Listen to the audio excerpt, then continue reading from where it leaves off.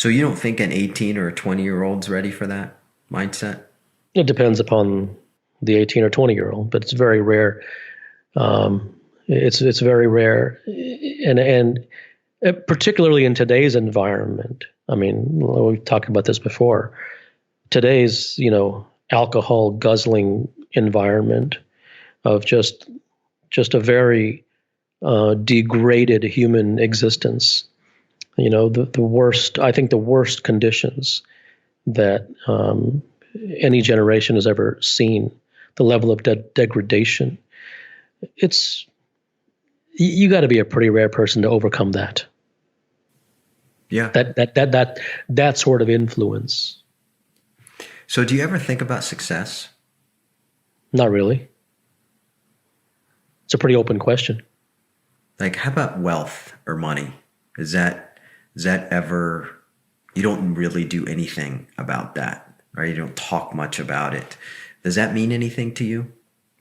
It does. I mean, what's the truth? The truth is that if you wish to live in society, you need money, and money provides definitely a lot of benefits. It allows you to do what you want to do.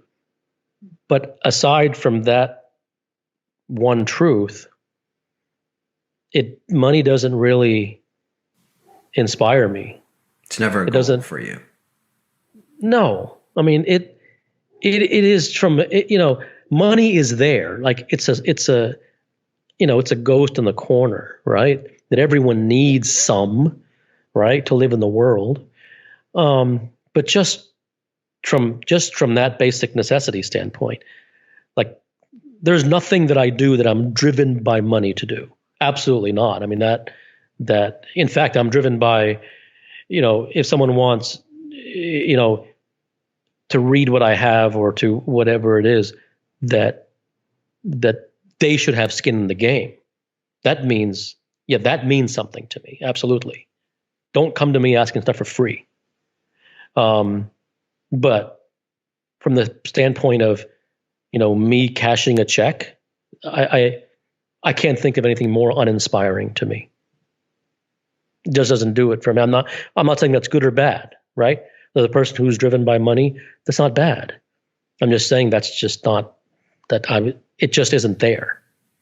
Well, I think it's pretty clear, and just for people who at least follow you and have gotten to know you through your writing and so forth. And when somebody does write a check to whether it's to hear the podcast or whether to be a part of your private discourses, I think what that means more than anything for you is that at least you have somebody who's at least a little bit more serious than everybody else. Sure. Yes, that's right.